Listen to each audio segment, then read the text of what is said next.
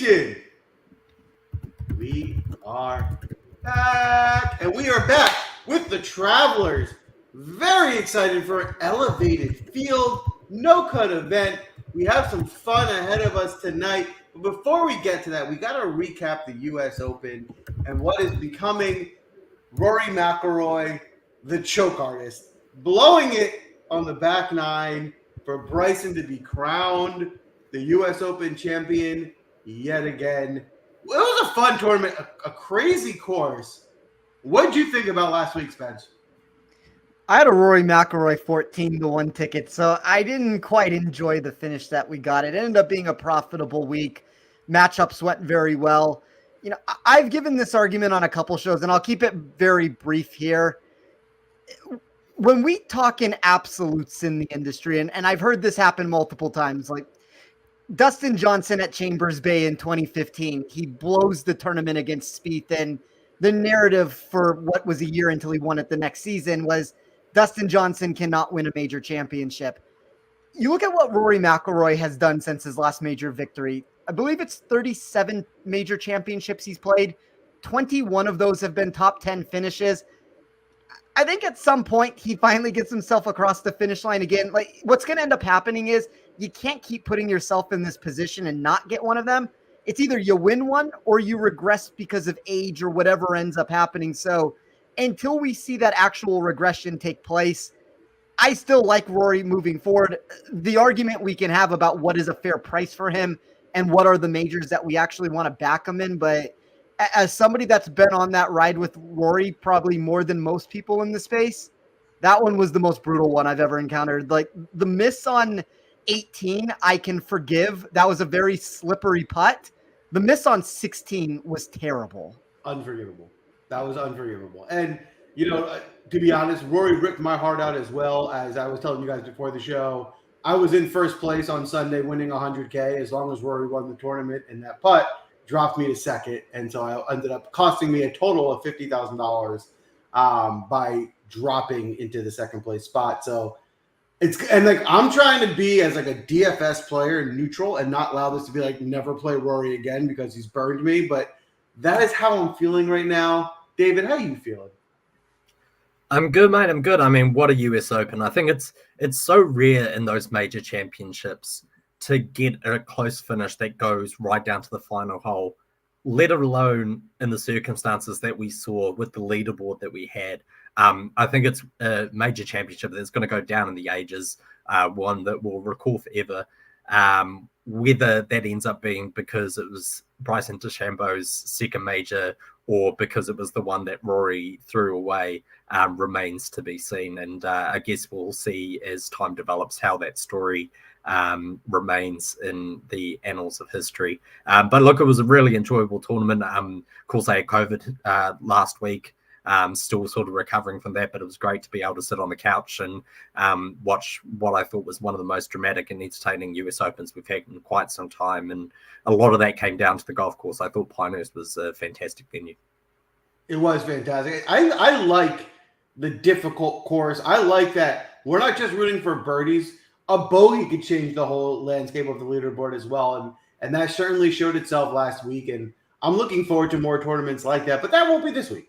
This week's going to be a little bit different at the Travelers. We're heading to Connecticut. It's going to be a fun field and a fun tournament for sure. But we have some Draftcast news. Spencer has been dethroned. We have a new champion. And you know what, audience? I'm sorry.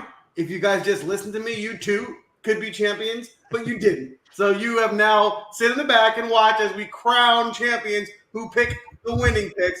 Guys, just keep coming back and keep paying attention. One day you can get there too. But before we get into it, Spence, course breakdown. What are you looking for this week? We saw TPC River Highlands initially built in 1928 by Robert Ross. It got redesigned twice and completely overdone in the 1980s by Pete Dye and Bobby Weed. That duo has helped to make this course one of the more predictable layouts on the PGA Tour in terms of rollover success rate that we see yearly. That's a very common answer that we get with not only Dye tracks, but also TPC properties in general. It's going to be interesting to see how that changes this season. The property did undergo a minor restoration after Keegan Bradley shot 23 under last year to capture the title. I always find these situations to be kind of challenging because you're naturally going to encounter a slight data shift from past iterations. That's always going to come into play when you get deviations away from the general expectations in the past. I think the one thing I want to say to that, though, is anybody out there that's building a model, I've noticed as an industry sometimes, and one of the things people like to do is it almost gets over extrapolated out of what the changes are going to be. And when you look at this venue at its core, you're still looking at a course that's sub 6,900 yards. You're still looking at a venue that's likely going to deliver 70% rate of shots that come from within 175 yards. It may not be as much of this bomb and gouge as I used to build inside of my model because we now have extra rough and narrowed fairways. But I would be very cautious in building a model of trying to extrapolate completely against of what we've seen over the course of time at a predictable venue. Whether you're building a model where you're looking at the height and proximity from 125 to 175, if you want to build it in a unique, diverse sense, there's ways to go about that. You can look at the more basic answers of TPC properties or Pete Dye tracks and the strokes gain answers there. But for me, it was a combination of all of that and less of a calibration for the changes that occurred and more of the long-term statistics of what we actually know about this venue. That's at least the way that I'm going to go about it this week. Boom. I love it. Great course breakdown. Critical to understand what profile golfer you're looking for. Where can you find an edge on the golf course? That is the best course breakdown you're going to find in the industry. Listen to that back. That will definitely help you get an edge as you make your picks this week. We are going to draft again this week. If anyone is new, be sure to log in on YouTube. You can participate in the draft and draft with the audience. The way the draft works is the snake draft, 1 through 4, works like your typical fantasy football draft. The one caveat is you do need to stay within your DraftKings salary. So you can't just take all the best golfers. You need to make sure you can afford each golfer that you draft. Since I won last week, the draft order is going to go myself, Spencer, David, and the audience fourth. Audience, you'll get 2 in a row, and then it will come back to me. Without further ado, we'll pull the draft board up, and I am on the clock. And my first pick is going to be a pretty quick and easy one. I am not scared by the poor. Actually, I'll rephrase it. By the pathetic putt showing that Scottie Scheffler showed last week. I think he rebounds this week. His ball striking was still fantastic. I think we're going to see that again this week. And basically what we see out of Scottie out of the last 2 to 3 months is he either wins the tournament or he does it, right? Those are the two outcomes. I mean, he's winning a lot of these tournaments. I think he's going to win again this week. To get a little bit of a price discount to 12.5, what we were seeing from 1,300 is good enough for me. Spence, any reason to not play Scottie this week? No, I'll move us into my pick, though, based off of that. I mean, if David wants to chime in anything when we move across his pick, I'll let him certainly talk about Scheffler there. But there has been this very stark contrast that's occurred in my model over the past 6 months. We're seeing the top of the board with a larger separation over a 2-year running data perspective than I've had really at any time of building this model. You could maybe credit a little bit of that to all the players that have left for LIV. And there are certain players, and there's good discussions to be had on them that are better right now than they would be from a long-term perspective. And I'm sure one of those names will come up very shortly, probably in the first round here. But the way I see it is Scottie Scheffler for me, plus 2.54 shots per round against the field. There's only one other player in this tournament that is over 1.50 shots in expectation. That is Xander Schauffele. I'm going to take Xander here. I've made this argument week after week that if you added any victory to him outside of his PGA championship, he would be much closer on the odds board to Scheffler.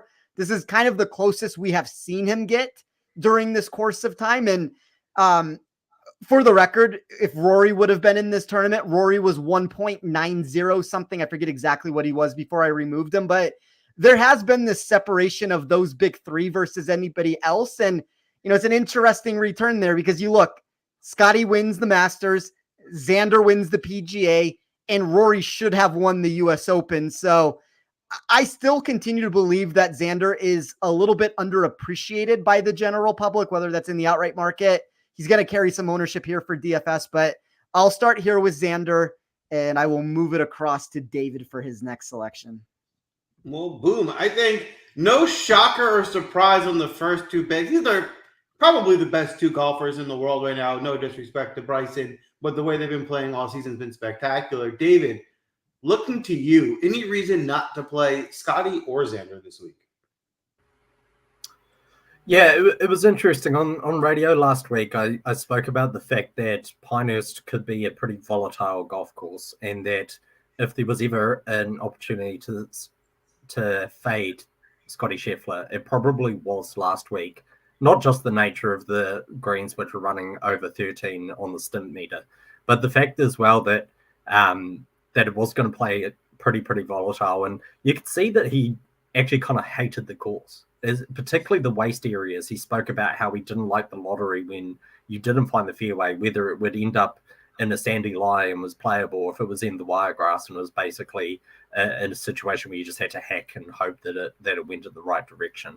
So it was a great opportunity to fade him last week, and I agree, going back to him here on some pretty slow greens typically is you'd expect him to finish top 10 and be very surprised if he doesn't.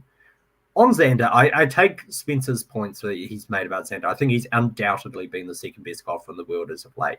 My concern, and this is coming from someone who's been on Xander the last 2 weeks, and he's cashed place money for me the last 2 weeks. My concern comes that so much of his good approach play comes over 200 plus yards, and I'm sure that comes in Spence's data as well. And that's been the reason I've taken him those last 2 weeks, because we have seen a huge number of long iron shots, and he could really separate himself from the field in those situations. Now we arrive at a very short golf course where, as Spence very well mentioned at the beginning of the show, you're going to see a lot of shots under 175. And my question, I guess, with that comes, does he have that ability to still separate himself when he's not getting as many long iron approaches as we usually see? And that kind of segues into my pick for the first round. I've got two golfers in mind here. I don't think I'm going to get both of them. I figure the audience is going to take whichever one I don't take, unfortunately. So I'm going to take Colin Morikawa, who we've spoken about earlier this year on the PGA Draftcast, is really struggling in 2024 over 200 yards.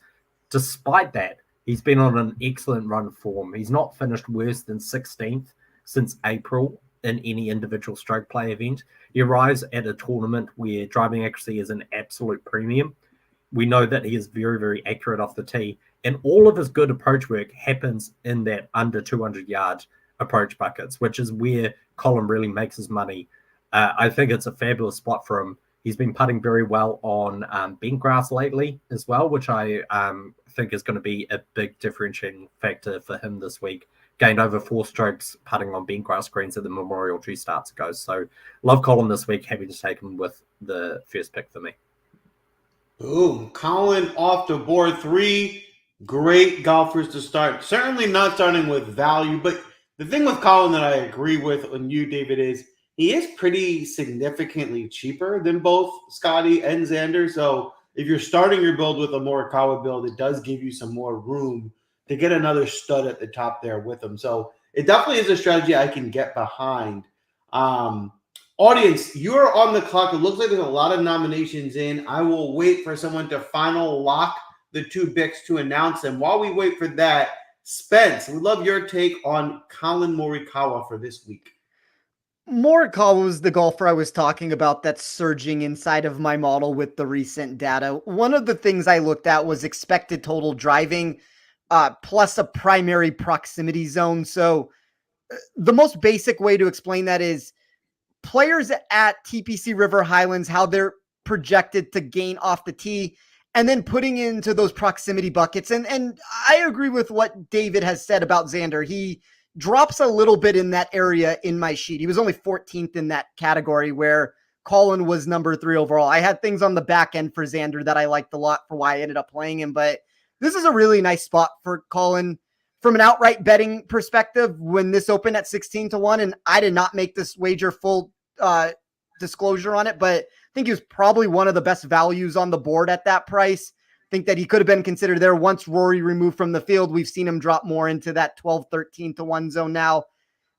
We could make an argument about what the exact order looks like after Scotty and Xander, but you're gonna be very hard pressed to not say that Colin's either third, fourth, and I probably couldn't go further than that of where he should be on this board. So I like Colin a lot this week. All right, audience, great job getting your picks in. For the audience, they're going to go with Ludwig Aubert and Patrick Cantlay. So I'll start by saying it's obvious. Everyone knows, at least where I stand on Ludwig. I've drafted him almost every week. I love Ludwig. He's obviously still playing great golf. He struggled a little bit on Sunday, but for the most part, he had a great week. So I endorse that pick. Cantlay, I think, is the more interesting one. I mean, Cantlay had a great week as well, but he hasn't been as strong all season. And, you know, this is a question of, do we think Cantlay is fully back, or he had just a strong week? That's a question I will pose back to you, Spence. Any interest in Cantlay and Ludwig this week? Ludwig was third in my model. Morikawa ended up being fourth when I was having that discussion of where they would exactly land. I wish Cantlay didn't give us a third place at the U.S. Open, because now all of a sudden you get this ownership that comes into play here where the course history looks magnificent. His fit for this venue is great. I like the start from the audience. I know there's a lot of ownership around it, but I don't have personally a problem with Cantlay or Oberg. I guess my only concern with Oberg, if there was something I was going to throw out there, outside of Rory, who removed himself from the tournament because of everything that happened, I thought Oberg looked the most gassed of any of the players. And we know he's dealing with an injury of some kind that we can't seem to get a full answer on because we don't have an injury report that works on the PGA Tour. 3 weeks in a row based off of that and a grueling test would be the only concern, but my model loved him. Like, that's kind of just nitpicking the situation a little bit. I think that's what makes this week, and especially these elevated events, super interesting. Is it's a little different from a major in that, you know, everyone's in the major, including live guys. With these elevated events, it's only PGA or PGA Tour players, but it's very top heavy, especially this week. We haven't seen a ton of tournaments this year outside of majors that have all of Scheffler, Xander, Morikawa, Ludwig, Cantlay. You know, obviously there's more than that. Like Hovland's in the field, what have you. So it makes some decision making and having to pick at the top different than, like, there's plenty of weeks where we're like, hey, there's 2 stars. You pick one and then you got to go off that, which is not the case this week. David, you got Morikawa. You got your next pick. Well, I'd love your take first on both Ludwig and Patrick Cantlay this week. Yeah, I really like the first selection from the audience there. I think Ludwig is just playing at a fabulous level and still remains underrated, it feels like, especially in DFS circles.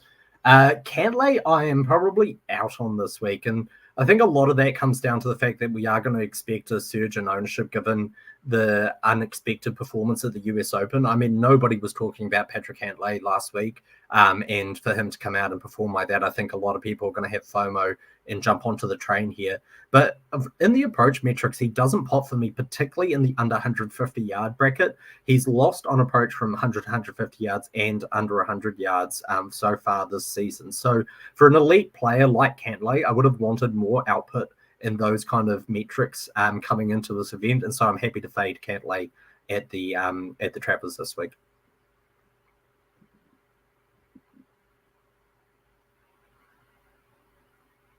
Go ahead. You go with your next pick.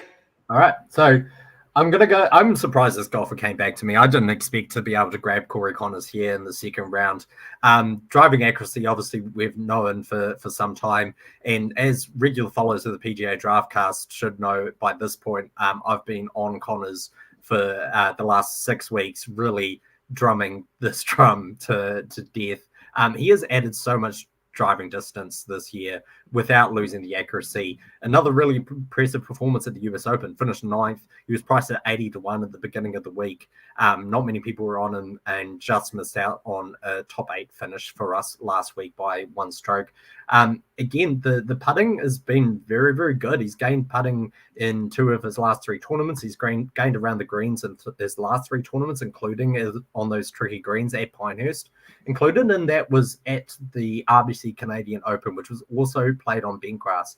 He gained on average 1.73 strokes per round putting at the RBC Canadian Open. That was good enough for 6 in the field. So if we're thinking of a golfer who typically struggles around the green, typically lacks a bit of distance off the tee, and is generally a dreadful putter, we're seeing positive movement in all of those metrics for Connors as of late.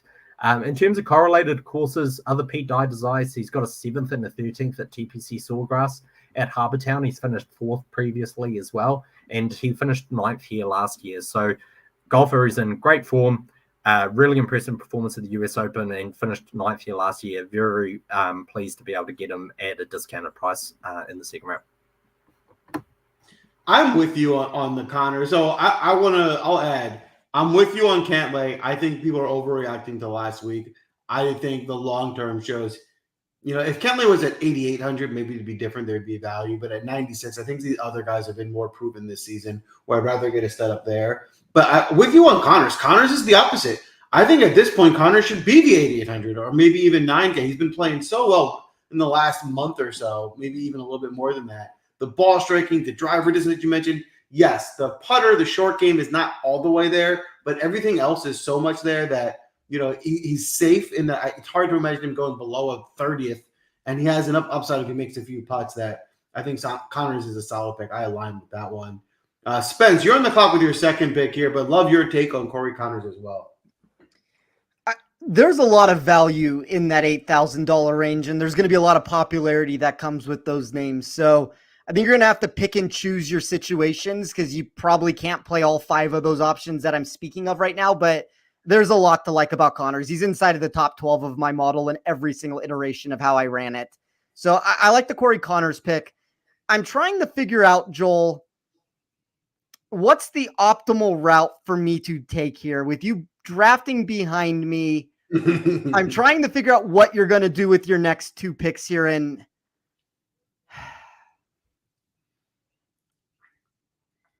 I might end up regretting going this route, but I'm going to take JT Poston at 7,300.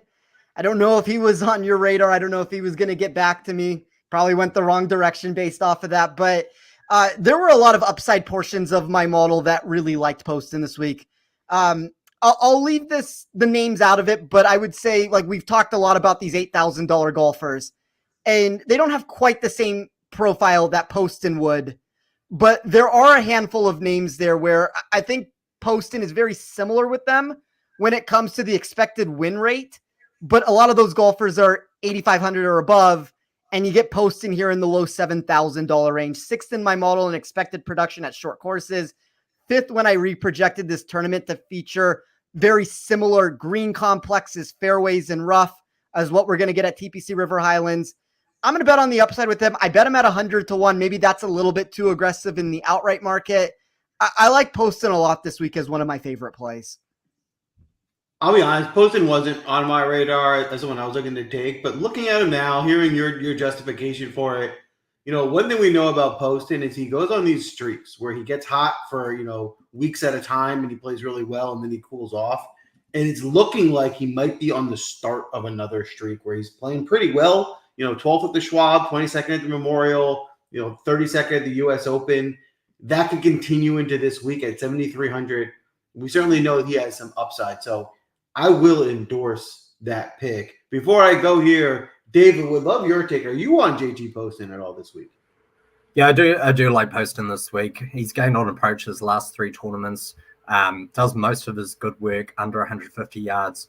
From 100 to 150 yards, he's actually better this year than Victor Hovland, Hideki Matsuyama, who we know can absolutely stripe it. So he really excels with his wedge in hand. In terms of correlated courses, he's got a really good record as well. He's had a 3rd and a 5th at RBC Heritage in some pretty elite fields. He's finished 8th there previously as well when it was a full field event. And then at Sedgefield, he's a winner there. He's had a 7th there as well. And then at TPC River Highlands, he finished 2nd here back in 2022. So do really like that pick from Spence. Good correlated form, and the approach metrics of the last 3 tournaments are impressive. All right. I got 2 here. I'm going to go with 1. My first pick is going to be a guy that I'm taking often as a value pick, and he's almost no longer a value as they've priced him what I will call accordingly, and that is Sepp Straka at 7,900. I think this is going to be a good course fit. You know, one thing we highlighted even last week was his ball striking has been spectacular. His around the green play has been a mixed bag. He had shown for 2 weeks that he was doing pretty well. It was pretty much a disaster at the U.S. Open. That shouldn't be an issue this week. The around the green game shouldn't pose too big of a challenge. If he has that ball striking going, like we've seen he's been able to do, and can roll in a few putts this week, I think Sepp Straka is due for another very strong result. I'm going to follow him up with Taylor Pendrith, who is another guy who's just been very consistent this season. He's showing up every week, you know, even since the PGA Championship, since June. He's 21st, 33rd, and 16th of the U.S. Open, draining putts left and right. The ball striking has been there, not at the Memorial, but he's been getting 3+ strokes at both the Canadian and the U.S. Open. He's been very consistent since April. You know, only one missed cut. I think we get another really good result here. So at 7,200, I think you get a great value with Pendrith. The only concern being he does look to be a little bit chalky at about 11%, but I don't think that's crazy. At under, 12 or 13%, I'm still fine to play him here. I'll start with you, David. Any interest in Sepp Straka or Taylor Pendrith? Yeah, I had Sepp Straka in my players to take for my little draft lineup over here, so that's a steal from Joel. Would have loved to have had him on my team. He's just playing such good golf, and the upside we know with Straka is just constantly there. So from large GPPs, you know that you're going to get tons of win equity when it comes to Straka. I'm out on Pendrith this week, and a lot of that comes down to the driving accuracy numbers that we get from him. He can spray it off the tee, and at a golf course, which is one of the most predictive top 5 on the PGA Tour, where driving accuracy plays a correlation to success at this venue, I do have some concern, especially with the course superintendent this week wrote down the length of the rough at 4+ inches. And you don't often see, actually, I've never seen the plus notation in the notes when it comes to the greenkeepers. So the fact that he's gone 4+ inches for the rough this week, I do think it's going to be really thick and juicy, and I worry about Pendrith finding trouble off the tee this week. Makes sense. Spence, you're up with your third pick here, but would love your take on both Sepp Straka and Taylor Pendrith. I full faded Sepp Straka last week, and it wasn't because of... I thought his price tag was fair of where he was at on the bottom of the board. And when you have a fair price tag on one of the highest owned golfers, it's going to be an all-out equation. And it had to do with the around the green game. This is a much different position for Straka, where the ball striking remained, and I had some concerns about his long iron play, and he still produced. This is a really nice spot for Sepp Straka. So I like that pick a lot. Pendrith, for me, I'm neutral one way or another. I think he's fairly priced where we're at. I actually have lower ownership than you do on him, Joel. So, I mean, I guess that leaves some sort of a contrarian nature. If my numbers end up being correct there, I'd be interested to hear where David has it. Maybe I'm a little bit off on my numbers. I have it at 5.5%, but I don't necessarily have a massive take one way or another with him. Probably would rather go to somebody that I'm going to pick later in the show if I can hopefully get him. But when I look at the top of this board, there were 6 golfers for me that carried a win equity projection that was substantially above the rest of the group. There is one golfer still left on the board from that group of players that has not been discussed so far. So I'm going to take him. I would like to add a little bit of win equity to this build. I'm going to take Viktor Hovland at 9,300. Last week's course for him, in my opinion, was one of the worst tracks that he could have for his around the green game. You look at him specifically for this venue inside of my model, he's third in projected weighted strokes gained total. That is a completely different answer than what we got last week. I made arguments that, you look at Hovland when entering the U.S. Open, and it was one of those situations where I thought the public maybe had overcorrected a little bit of his price and his ownership and the playability. I think now we get a position here where there's more ownership than I was anticipating there being off of a miscut, but the data loved him. The data for me with what we have left on this board makes him a play that I am going to take here to try to round out this build. So Viktor Hovland, 9,300. I'm definitely behind that. It was hard to make Hovland work with Scheffler's top pick, but otherwise I probably would have taken Hovland one of my first. I really like Hovland this week and endorse that pick. Would love your take, David. Are you also behind Hovland this week? Yeah, I do think he is actually a bit of a differential when we're looking at golfers over 9,000. In terms of the lowest owned, I have Tommy Fleetwood, then Sam Burns, and then third lowest owned being Victor Hovland. So I do think that we do tend to get a bit of an overreaction, as Spence alluded to, from the general public when it comes to players who disappoint at a venue where they've been somewhat popular. I agree with Spence as well. I think that the tricky around the greens at Pinehurst really outdid Victor last week. And other than that, it looks like he's been trending in the right direction since joining back with Joe Mayer. Boom. There you have it. Good pick, Spence. David, you got Morikawa and Connors with your third pick. Who are you looking at? Yeah, and going to take a perennial favorite of mine. I'm surprised again that he came back to me because DataGolf have him ranked 7th best player in the world and just finished 7th at the US Open. That's Russell Henley. Massive for driving accuracy, obviously. Great around the green, very, very good putter. Does all his best approach work under 200 yards. Just the correlated form is just kind of off the charts for him. On paper, people will look at it and say, oh, he's only finished 19th here the last 2 appearances. But if you look at what he's done at some of the other similar venues to this track, so Sedgefield, his last 4 starts, he's always finished within the top 10. He's gone 2nd, 5th, 7th, and 9th. At Harbour Town, he's got a 12th, 19th, and a 9th as well. And at TPC Sawgrass, he's got a 13th and a 19th. So he does his best work at these tracks where driving actually is really important. As I said, very impressive week at the US Open last week, then finished 7th as well on a track that was really, I think, a little bit too long for him. So very pleased to take him here. Didn't expect him to get back to me in the 3rd round.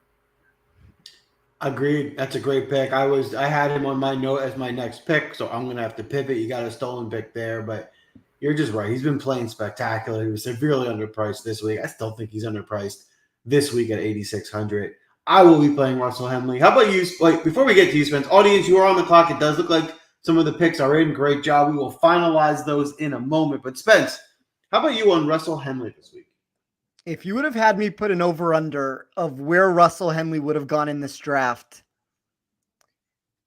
I probably would have put it at over-under 5.5. So for Henley to still be on the board at the 303 is a lot further than I also expected him to fall. I would probably say of all the, and I've talked about, I think all the $8,000 golfers, there's a handful of them that make a lot of sense. Henley might be my favorite of the group of them. Wow, there you have it. So full endorsement from the Draftcast crew this week on Russell Henley. All right, audience, your 2 picks, it looks like are in. I can see Akshay Bhatia is locked in. And is the second one, it looks like Tom Kim, which there is a crushing 4 picks in a row from me. That's all 4 guys I wanted. I wasn't going to afford Hovland, so I guess that's not as bad, but I was aiming to get all 3 of Bhatia, Kim, and Henley. So I have a lot of pivoting to do. I like all 3 picks. I think Bhatia is a really good value at 7,200. And this does seem like a really good horse fit for Tom Kim, who seems to be trending in the right direction. Spence, what say you on Kim and Bhatia? My model's in on both of them. I had both as a value. Akshay specifically, if we're looking in that lower $7,000 section there, I thought there was a lot more upside to his profile than a lot of these other names. Like exclude Poston from the mix, I guess, because Poston is an outright bet that I made.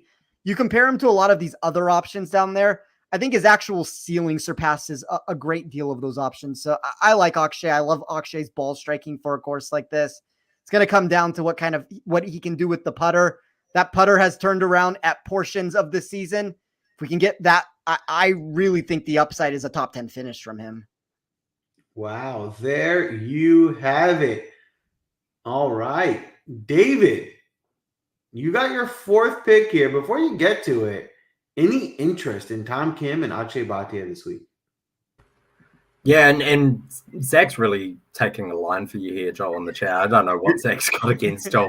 I think he's just very disappointed that obviously you got the victory last week. Only by 30 points over me, I might add. I was pretty close to taking the win myself. But team audience, obviously, getting rid of team audience from Joel's lineup was key to him taking the victory last week, and Zach is not pleased about it whatsoever.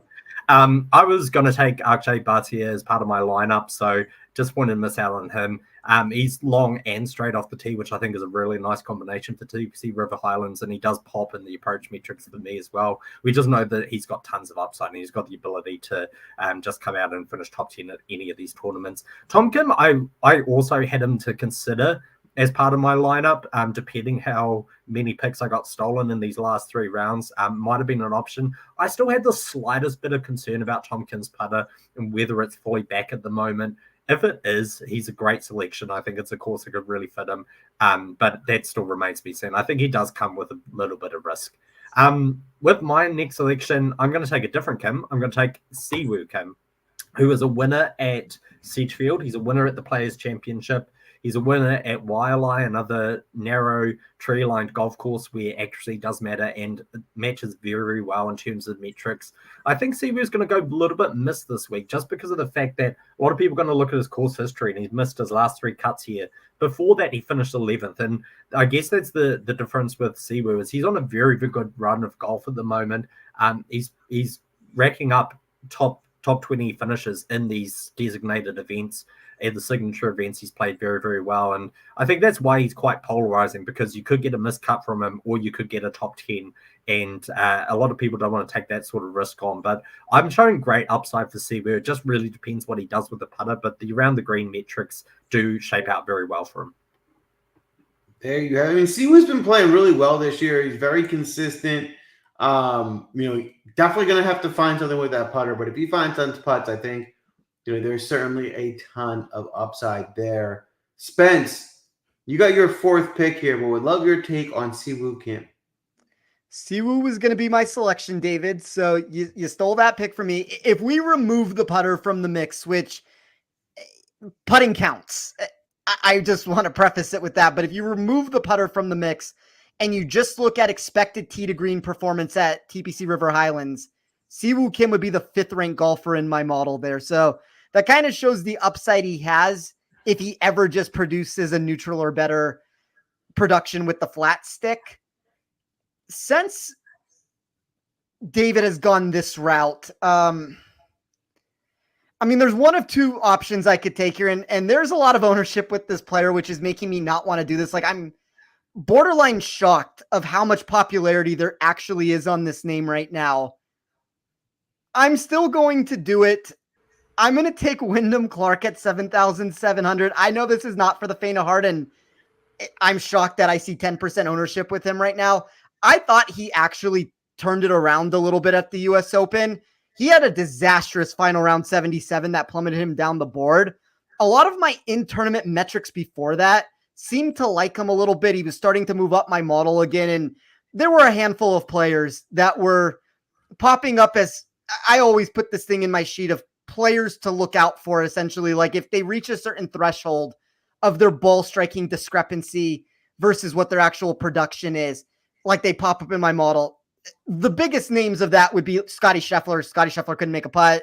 Jordan Spieth did the same. I don't know if I love Spieth here. Fleetwood would be another option. I have my concerns about Fleetwood, but Wyndham is the one name where at least we get this reduction in the price tag that we're having to pay here. If I'm looking for actual upside in a no-cut tournament and a player that can turn it around, like, to me, this feels like the best spot to actually take Wyndham and cross my fingers that this is where the upside ends up landing. I understand that the floor is really low. There's a potential that he nukes this lineup to the ground, but it was either that or a different player that we can talk about later that's a lot safer. But if I'm actually trying to win a contest, I kind of prefer going this route.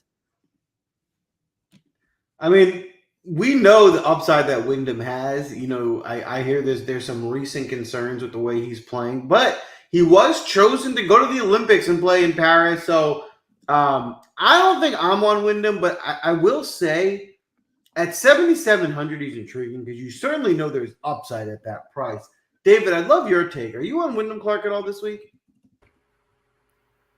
Wyndham baffles me, particularly with the ownership that Spencer spoke about. I'm getting 11% ownership on Wyndham at the moment. And I wonder if that's just a factor of everyone's going, oh, it's a signature event, so I'll play Wyndham Clark because he has been really good in the signature events this year. I mean, third at RBC Heritage, which I think this course shapes very much like a Harbour Town, and second at TPC Sawgrass at the Players. Again, very, very similar in terms of driving accuracy, not because of tree line fairways, but because there's just copious amounts of water off the tee at another peak dye design. And then he was second at Bay Hill, another signature event. And I wonder if that's just where a lot of that ownership comes, because I don't know if it's the best spot for him. I've got concerns about the approach pay of late, and then you've got this added factor of like everyone I think is just taking that route of, oh, it's a signature event, so I'll play Wyndham Clark because he is too cheap at 7,700. Yeah, I was shocked to see that ownership. Like, that was one of the most shocking returns of the entire week. When I wrote my article for Rotoballer on Monday, I was anticipating him being sub 5 or 6%. I updated it today and he doubled that. So I don't know if that's the reason. You very well might be correct on that, David. And that's the unfortunate situation there where like the upside portion of my model still likes him and it's going to push me in this direction. But yeah, I don't love where the ownership sits currently right now. We all know that Wyndham Clark is now to you what Jason Day was for many, many years. But yeah, as Ed very rightly says in the chat, at least 10% of the 11% ownership comes from Spence speaking about Wyndham Clark the last few months. There you have it, locked in. I've been doing a lot of pivoting, trying to lock in where I'm going with this next pick, and I have settled. A lot of the guys I wanted to take, I've been gone, so I've rerouted my strategy, and I'm going to start with Christian Bezuidenhout. He's a value play we've been playing all year.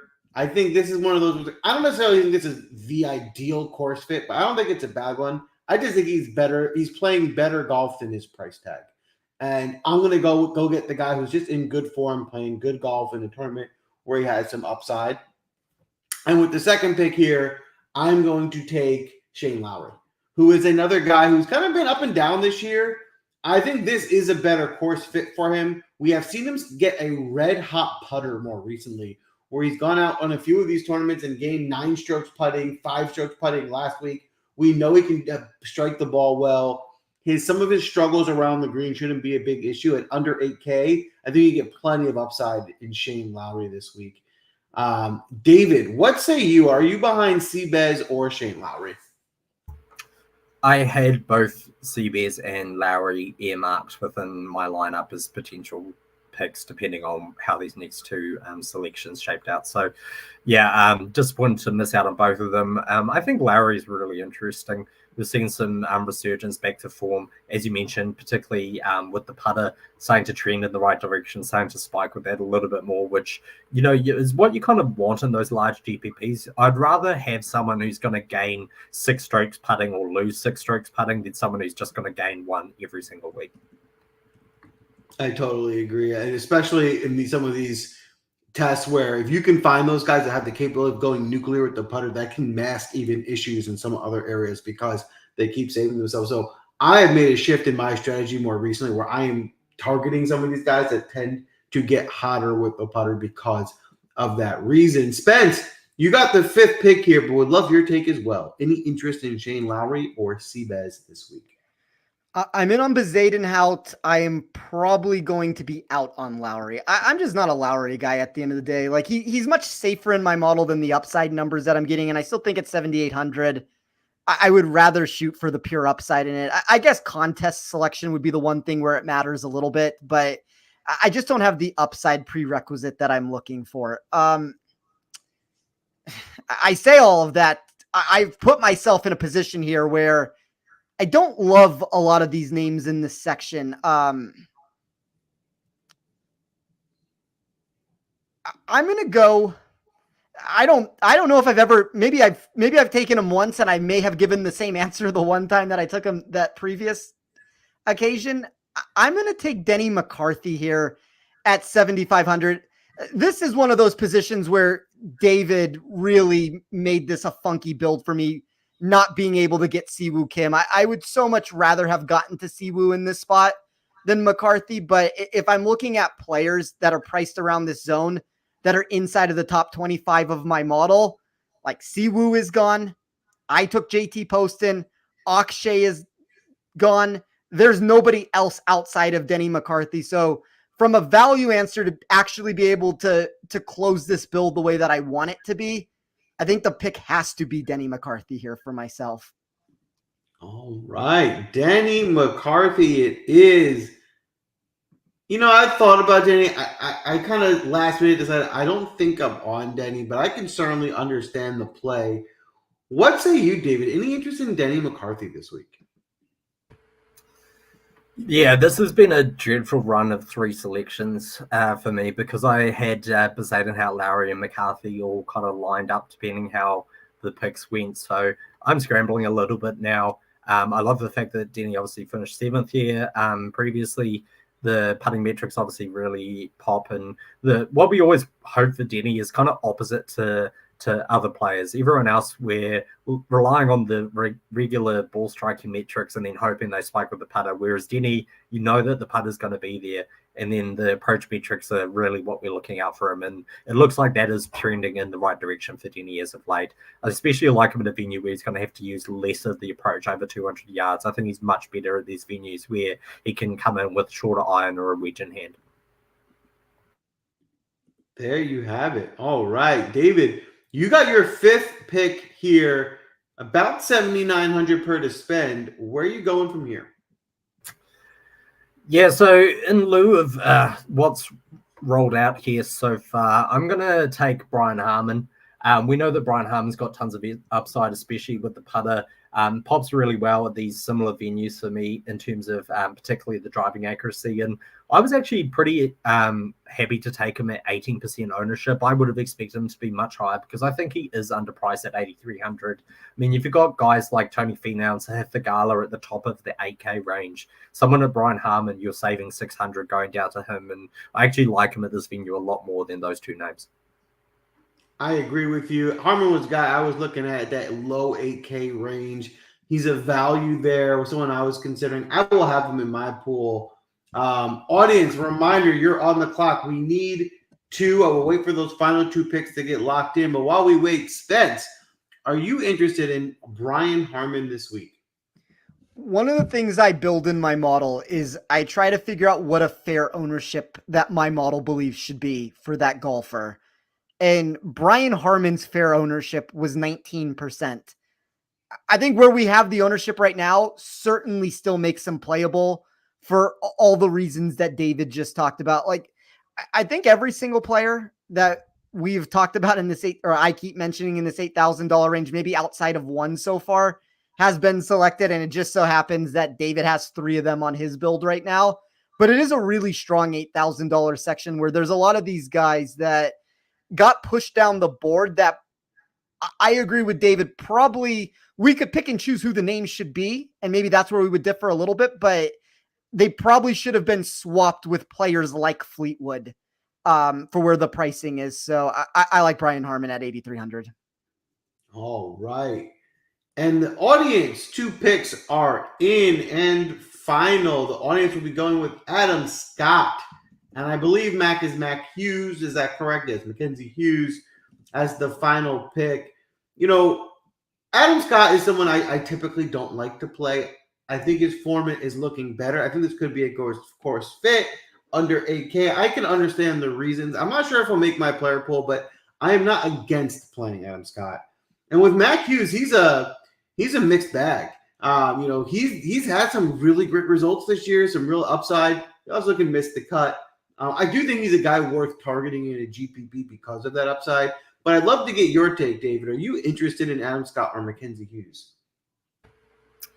Not particularly. I think in the high 6K range, Austin Eckroat would have been the name that I would have gone to down there.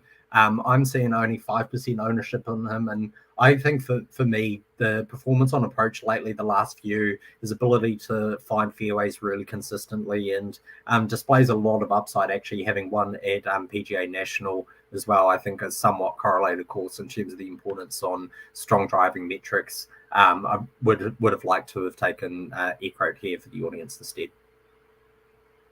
There you have it. I will say I like Eckroat as well this week. Eckroat's another one though that's got to be better with the putter. But once he does, I think there's some real upside there. All right, David, with your last pick, you got Harman 7,400 to spend. There is a guy in that range that I am hoping falls to me, so please don't take him. Who are you taking here? Yeah, so I mean, this is exactly where I would have liked to have taken Christian Bezuidenhout to round out the lineup. I think the Harman Bezuidenhout finish would have been really strong in terms of two players who are very accurate off the tee, but can really stripe it on approach, particularly from 100 to 200 yards. And I've got a lot of trepidation with this selection as a result. So I don't want to put this out. Like, this is my sixth selection that I've kind of been backed into a little bit by how this draft has played out. So I'll put that caveat there, but I'm going to take Harris English here. We've seen some improvement of him as of late.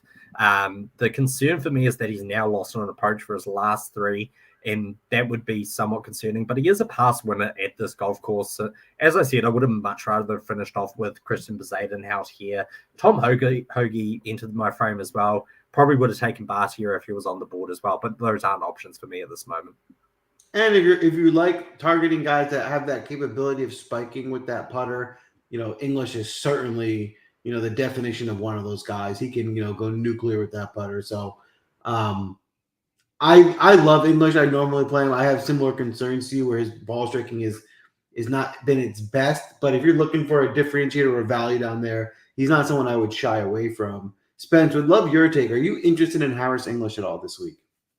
He's a value at the price. I definitely agree with David there. There's a handful of options to me that all of us seem to kind of be in the range for, and I'm going to go the most unique. I'm not going to be stealing your pick here, Joel. Inside of my model, I was talking about players that were the best leverage options and the way that I try to look at that of what ownership should be, then based off of what their ranking is inside of my model. That Adam Scott pick from the audience, I will say, I do like. He was the second best leverage player that I had in my model.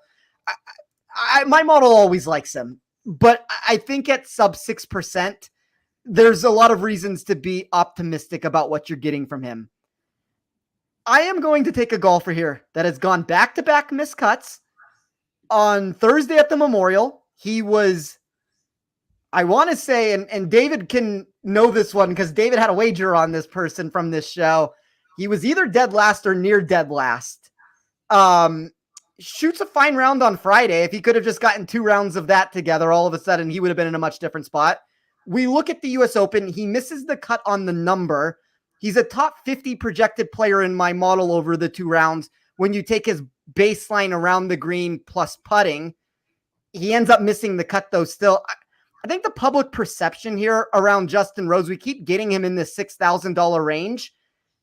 I'm still a believer that he is closer to turning it around than we had at the beginning of the year when he was producing made cuts and results where the ball striking was terrible and my model did not like anything about him. Like, now we're in a spot where he's missing cuts, but my model actually thinks he's about to go in the other direction. So, it might be one of those situations, and I stand by this. Just because a wager is made and it loses doesn't mean that it's the wrong side of a wager.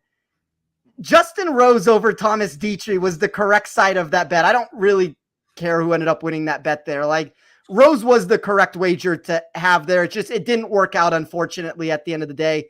That's the nature of the business. I'm going to take Justin Rose and hope I don't fall into that same victim of what Rose seems to be producing to this show. Well, Spence, what I need to add to that is you teed that up perfectly for me because more recently on this show, I've been playing the role of the heel and the villain. And the reason you teed that up perfectly is because I'm going to the other side of that wager and the winner of that bet, and I am taking Thomas Dietrich at 7,100, who, if you want to talk about a guy who can spike with the putter, that is what he has been doing, and that is what he's been doing all year long. He has been spectacular with that putter. And Thomas Dietrich is a guy I would probably tell you I don't think I've ever drafted. He's not a guy I typically play, but looking at the metrics here and where I've been forced into, he's not the greatest ball striker. He really does win with his putter, but he struck the ball really well at the U.S. Open. He's been getting results. I mean, the PGA Championship, he was 4th. He's 14th at the U.S. Open, 2nd at the Houston Open, 17th at the Valspar. He has been getting us results this season. I think he can get another one here this week. It should be a pretty good course fit at 7,100. I do like Dietrich. I'm okay with him falling to me here with my last pick. Before we get out of here, there was 2 picks. David, would love your take. Are you interested this week in another Thomas Dietrich and Justin Rose wager, or just playing either guy in your lineups? Yeah, well, look, I mean, that's fantastic of both of you to bring up that bet against Pat Mayo and just really rub that in. Really appreciate that from both you, Spence and Joel. Look, I agree somewhat with what Justin Rose has been doing. He's gained on approach in 5 of his last 7. He looks like he's trending the right way with the ball striking. Of course, one of those was at the Memorial where I was on him in that wager against Pat with Thomas Dietrich, where he just went absolutely the wrong direction on approach that week for whatever reason. But he looked like he turned it back around last week as well. Thomas Dietrich, yeah, look, I mean, really impressive on approach last week at the US Open. Gained over 4 strokes on approach. Gained a ton with the putter as well on very, very tricky, fast greens, finishing 14th. A little bit too soon for me to be getting back onto Thomas Dietrich after what happened with Pat Mayo, but I do like both of the players. I do think that there's potential playability in both. Thomas Dietrich more from a safety standpoint, and Justin Rose more from an upside standpoint. Well, boom. There you have it. That's a wrap for the draft tonight, but we're not done yet. Do me a favor. Hit the like button. Smash the like button. Give us a follow. It goes a long way. Before we get out of here tonight, we are going to give you our first round leaders, but don't forget to sign up for Win Daily. If you sign up for Win Daily, you get all the extra information. Steven's ownership article that comes out on Wednesday night, so you really can understand what ownership looks like before putting in your DFS lineups for the tournament each week. We also will post weather updates. If there's an edge to be had by the weather and by the T-splits, we are posting it, and we are talking about which guys we're targeting. You get our outright bets posted in Discord. You chat with the expert staff. You'll easily make your money back by signing up and getting in the game with the gang. So sign up, get on board, be a part of the team, win with us at Win Daily. But tonight, let's go through those first round leaders and who we're targeting there. Spence, we'll start with you. Who do you like in the first round leader market this week? I just have 2 long shots right now on the card. If I end up adding anybody, you can check it over at Win Daily in that round table that we put together. But it's the 2 golfers that I drafted on my team that I talked about of the upside that I have for them. Wyndham Clark at 55-1, JT Poston at 70-1. Boom. There you have it. David, we'd love your take. Who are you looking at for first round leader plays this week? Yeah, so another good week on the first round leaders for us at the US Open. Had Ludwig Aberg that I gave out on the show, who finished 3rd. So another top 5 cash for us in the first round leader market. I've got 4 this week, all going off in the morning. There isn't that much disparity between the early morning tee times and the late round tee times. So I do want to add that note, but it does look to get windier as the day goes on Thursday. So I favored those going off earlier in the morning. So I've got Hideki Matsuyama at 33-1, Seb Striker 35-1, Brian Harman at 40-1, and Akshay Bhatia at 60-1. So they're a combination of over at Bet365 and Unibet. All the details will be over at Win Daily, exactly how to construct that first round leader card. Boom. I love it. I love it. I got 3 first round leader plays for you. I do think at this number where we're getting Scotty Scheffler at like 3-1 to win a golf tournament, that's crazy. It's hard to bet, even though it's probably fair. But I think there's value in putting him at 11-1 as a first round leader. He's clearly the best player. I'll take the 11-1 number for a first round leader play with Scheffler. I also really like a 35-1 play with you in Sepp Straka, who I drafted as well. And I think he can certainly spike for a round. I think he's a really good fit. But my last play, my home run play, is another guy I drafted at 45-1 in Shane Lowry. We've seen him spike, especially in some of these first rounds. He can do it for a round. I think 45-1 is a really big number for him, and I think he can certainly get there. So some exciting plays. This is a fun week for betting purposes. Definitely getting up in the DFS, but a good follow-up from the U.S. Open. Any final words, David or Spence? Do we have anybody that wasn't drafted on the show that we were surprised didn't get picked? A segment that was left out for today. I'm sure there was. David, I'll start with you. Anyone that you are thinking of? I don't think so. I think we hit all of the big names. I think Max Homa continues to raise questions for me. Like, he's almost consistently in that 7K range, and he was regarded as a top 10 golfer in the world for quite some time. So that continues to pique my interest somewhat, in the fact that we're getting a golfer that we know could kind of spike at any time, and probably a golfer I want to try and be a little bit early on, Max Homa, at some point. I'm not sure if this is the venue, but I think he still he raises some intriguing questions for me in that 7K range. There were essentially two players, and I don't know if this is the spot that I wanted to go back to Homa either, but it was Homa, Wyndham Clark. Like, those are the two names to me, and Homa doesn't have the ownership Clark does inside of my model, which is the interesting answer there, where maybe you can get different. But I think I agree with David's answer. I mean, Hideki didn't get picked, right? I mean, I guess he would probably be the closest of a person that, but I can't even say I'm surprised he didn't get selected. I'll add as the one guy that's been playing well at a good price, Sungjae Im, who I thought is someone that, is definitely considerable. I'll have in my player pool this week at under 8K, 7,900. Sungjae's playing really well, so I think Sungjae is someone that I thought would have been drafted today. I think Sungjae is an intriguing bounce back candidate after what he provided last week at the U.S. Open, and we talk a lot on this show about overcorrections in ownership and overcorrections in the market and reasons why people go on and off of players.